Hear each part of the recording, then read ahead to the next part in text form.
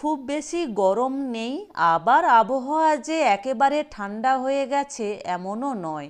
তবে এই শরতের বিকেলে এখন কস্তুরী ও দীপাঞ্জনের মাথার উপর পোলোর ফ্যানটা ধীর গতিতে ঘুরে চলেছে। ফ্যানটা বন্ধ করলেও হয়, না করলেও হয়। এক টুকরো পড়ন্ত বিকেলের রোদ জানলার কাঁচ বেয়ে তেড়চাভাবে কস্তুরীর বিছানার উপর পড়ে রয়েছে। যেন সারাদিন খেটে খেটে সে ক্লান্ত। ঘুম আসার আগের অনুভূতিটা যেন ওই টুকরো রোদের গায়ে লেপ্টে আছে। কস্তুরীদের এই ছোট্ট ছিমছাম দোতলার ফ্ল্যাটটার দক্ষিণ দিকে বিয়ে ব্লকের সর্বজনীন দুর্গাপূজার মাইকটা কর্কশ সুরে বেজে উঠতেই কস্তুরীর ঘুম ভেঙে গেল। পাশেই অগোছালো দীপাঞ্জন ঘুমে ভুসভুস করছে। দীপাঞ্জন, কস্তুরীর দ্বীপ। দ্বীপের দিকে তাকিয়ে কস্তুরীর কেমন মায়া লাগে। ঘুমিয়ে পড়লে দ্বীপ কেমন যেন শিশুর মতো হয়ে যায়। তখন বোঝাই যায় না এই 5 ফুট 8 ইঞ্চি দৈর্ঘ্যের তার শিশুটির দাপটে কলেজের ছাত্রছাত্রী তটস্থ। অজান্তে কস্তুরীর ডান হাতের আঙুলগুলো দীপাঞ্জনের মাথায় ঘন কালো চুলগুলিতে বিলি কাটতে থাকে। কেমন যেন এক বাৎসল্য রসের অভিমুখ তার বুকের ভেতর টনটন করে ওঠে। চুলে বিলি কাটায় আরামবোধ হতেই ঘুমন্ত দীপাঞ্জন আয়েশ করে আবার পাশ ফিরে শোয়। কস্তুরীর ঠোঁটের কোণে চলকে পড়ে এক টুকরো হাসির কণা, যেন বা প্রশ্রয়ের। ঘুমোক। কতদিন পর তারা দুপুরে একটু ঘুমোতে পারল। কস্তুরীর তো বিয়ের আগে একটা প্রিয় নেশাই ছিল এই দুপুরে ঘুমোনো। কি বকাটাই না খেত বাবার কাছে। মা বলতো, এখন শুনছিস না অভ্যাস খারাপ করে ফেলছিস, পরে বুঝবি শ্বশুরবাড়ি গেলে। মায়ের কথা মনে পড়লে এখন কান্না পায়। সত্যি, তার সেই দুপুরের ঘুম কোথায় গেল? কোথায় বা গেল তার বাবা আর মা? হঠাৎ করে এইভাবে কেউ চলে যায়, না যেতে আছে? তার বিয়ের 6 মাসের মধ্যে মার হঠাৎ স্ট্রোক। কোনো সুযোগই দিল না কাউকে। যদি 2 ঘন্টাও সময় পেত তবে বাবা নিশ্চয়ই ব্যবস্থা করত, কিন্তু তার হলো না। মা মারা যাবার পর বাবাও যেন কেমন হয়ে গেল। কস্তুরী বলেছিল তার এখানে এসে থাকার জন্য, কিন্তু তিনি রাজি হননি। মা মারা যাবার 6 মাস যেতে না যেতেই বাবাও একই পথে মায়ের ডাকে সাড়া দিল। বিয়ের পর 1 বছরের মধ্যে বাবা মা দুজনকেই হারিয়ে কস্তুরীর সে যে কী অবস্থা এখনও মনে পড়লে নিজেরই ভয় করে। তার দ্বীপই তাকে সেদিন থেকে আগলে রেখেছে। কস্তুরীর ভয় হয় যদি তার দ্বীপ কোনোদিন তাকে অবহেলা করে তবে হয়তো তার আত্মহত্যা ছাড়া কোনো পথ থাকবে না। দ্বীপের ভালোবাসা স্নেহ কেউ পাক, দ্বীপের আশ্রয়ের ছায়ায় কেউ আসুক, কোনোদিন কস্তুরী তা চায়নি।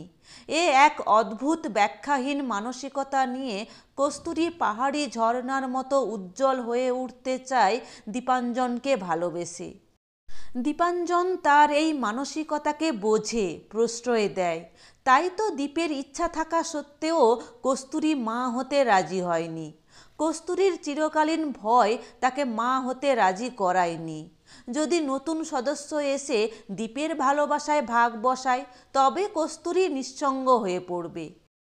এই চিন্তায় ভর করে সে দ্বীপকে আঁকড়ে ধরেছে একান্ত করে, স্বার্থপরভাবে। দ্বীপের মাথায় বিলি কাটতে কাটতে মানসিকভাবে আরও আরও কাছে পেতে চাইছিল কস্তুরী। এমন সময় হঠাৎ করেই কর্কশ আওয়াজের মাইকটা বন্ধ হয়ে গেল। ফ্যানটাও থেমে গেল। লোডশেডিং। আজ মহা অষ্টমী। বিয়ের পর আজ 10 বছর হলো। পুজোর সময় দীপাঞ্জন আর কস্তুরী প্রতিবার পুজোতে দ্বীপের গ্রামের বাড়ি গুপ্তিপাড়ায় যায়। সেখানে দীপাঞ্জনের বাবার খুড়তুতো দাদা অর্থাৎ দীপাঞ্জনের জ্যাঠার বাড়িতে দীর্ঘদিন থেকে দুর্গাপূজা হয়। দীপাঞ্জনরাও এই পুজোর শরিক, কিন্তু খুব অল্প বয়সে দীপাঞ্জনের বাবা মা মারা যাওয়ার পর থেকে পুজোটা জ্যাঠামশাই করে থাকেন। অন্যান্য জ্যাঠতুতো দাদা দিদিরাও এই সময় গ্রামে আসে। প্রত্যেকের সাথেই প্রত্যেকের বৎসরান্তে এক মিলনস্থল এই বাড়ির পুজো। দীপাঞ্জনের দুই দাদা রনেন আর হরেন এখন থাকে দুর্গাপুরে। দিদি অমিতার বিয়ে হয়েছে শিলিগুড়ি, সে প্রত্যেক বছরই আসতে পারে না, যৌথ সংসারের নানা ঝক্কি তার।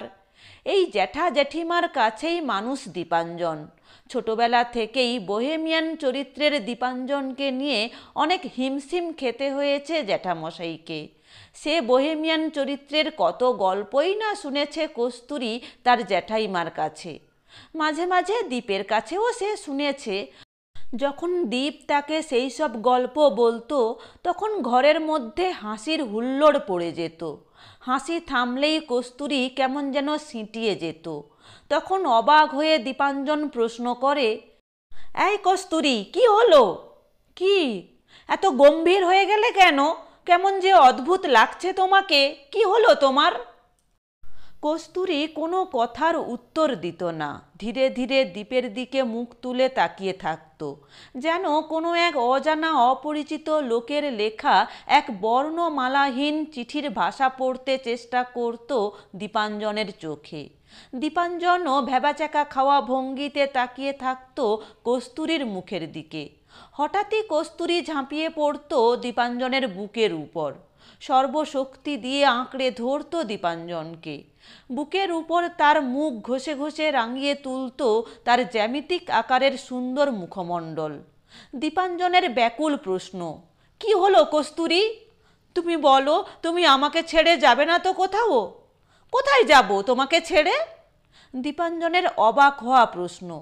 আমার ভয় করে দীপ, তোমার বোহেমিয়ান গল্প শুনে। তুমি যদি আবার বোহেমিয়ান হয়ে যাও। কেন যাব? তুমি তো আমাকে। দীপাঞ্জন কথা শেষ করতে পারে না, তার আগেই কস্তুরী বলে, হ্যাঁ, আমার বাঁধনে যে আমারই আস্থা নেই। কেন আস্থা নেই কেন? আমি জানি না। দীপাঞ্জনের মুখে এই শব্দ উচ্চারণের সাথে সাথে কস্তুরী আরও আদর খাওয়া বেড়ালের মতো গুটিয়ে দীপাঞ্জনের শরীরে লেপ্টে থাকে। পুজো মণ্ডপের মাইকটা হঠাৎ করে আবার তার কর্কশ আওয়াজ নিয়ে বেজে উঠল। ফ্যানটাও ঘুরতে শুরু করলো। হঠাৎ মাইকের আওয়াজে দীপাঞ্জনের ঘুম ভেঙে যায়। বিছানার উপর ছড়িয়ে থাকা টুকরো রোদ আরও ছোট হয়ে এসেছে। ফ্যানের হাওয়ায় একটু ঠান্ডা অনুভূতি লাগছে। কস্তুরী উঠে ফ্যানটা বন্ধ করতে করতে বলে, উঠে পড়ো, সন্ধ্যা হয়ে এলো। না, উঠব না, তুমি এসো। আহা, দুষ্টুমির আর শেষ নেই, ওঠো বলছি। কস্তুরী ধমক দিয়ে ওঠে। ওহ, এত ধমকাচ্ছ কেন? হাই তুলতে তুলতে দীপাঞ্জন বলে, না, ধমকাবে না, তবে কি বলবো? সোনামণি, ওঠো। কস্তুরী ব্যঙ্গের সুরে বলে, বাবা, মুখে তো খই ফুটছে দেখছি। দীপাঞ্জনের কথায় কস্তুরী কোমরে হাত দিয়ে রণংদেহী হয়ে তেড়ে আসে দীপাঞ্জনের দিকে। এই এই, কি হচ্ছে? এমন সময়ই কলিং বেলটা বেজে ওঠে। কস্তুরী কলিং বেলের আওয়াজে থমকে দাঁড়ায়। দীপাঞ্জনের দিকে চোখ পাকিয়ে ফিরে যায় দরজা খুলতে। পাড়ার পুজো কমিটির দুটি ছেলে এসে কস্তুরীর হাতে মহা অষ্টমীর ভোগের একটি সরা দিয়ে গেল। কি ব্যাপার, এ কি? কস্তুরীর হাতে খিচুড়ি আর বেগুন ভাজার ভোগ দেখে দীপাঞ্জন প্রশ্ন করে। পাড়ার পুজোর ভোগ, আজ মহা অষ্টমী না? হ্যাঁ, তাই তো। গুপ্তি পাড়ায় আজ যে কি হচ্ছে কে জানে। আচ্ছা, আমরা এবার বন্যা বলে গেলাম না ঠিকই, কিন্তু কি হলো তার তো খবরও নিলাম না। কি করে নেব বলো? লোকে যেভাবে নেয়। ধুর, তা কি সম্ভব? ট্রেন চলছে না, বাস চলছে না, সব বিচ্ছিন্ন। তা হলেও জ্যাঠাইমা জেঠুর খবরটা তো নেওয়া উচিত আমাদের, বেঁচে আছে কি না কিছুই বোঝা যাচ্ছে না। আরে না না, আমাদের বাড়ি উঁচু জায়গায়, ওখানে জল উঠবে না, হয়তো পুজো হবে না, তা কি আর করা যাবে। হঠাৎ কস্তুরী হাতের ভোগটা টিভির পাশে রেখে বলে, এই 6টার খবরটা হয়ে যাচ্ছে, দেখি বন্যার কথা কি বলে। কস্তুরী মনে মনে সারা বছর অপেক্ষা করে থাকে কবে পুজো আসবে, কবে যাবে গুপ্তিপাড়ায়।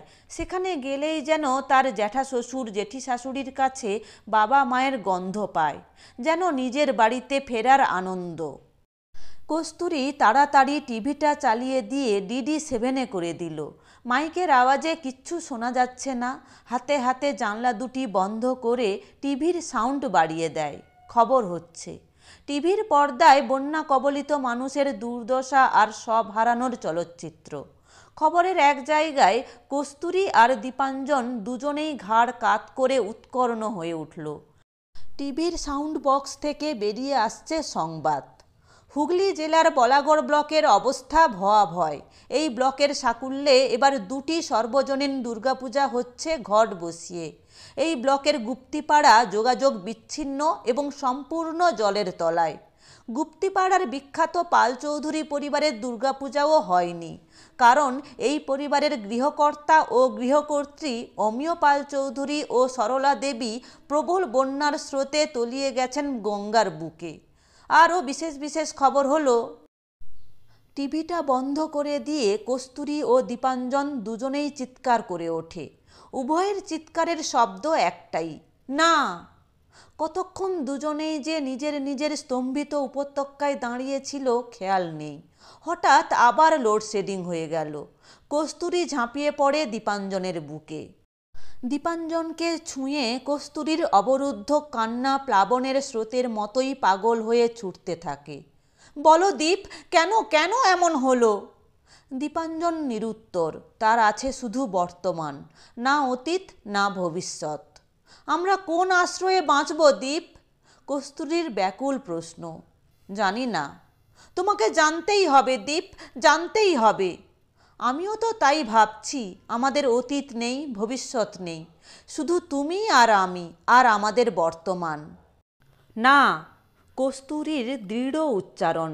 তবে আমি মা হব।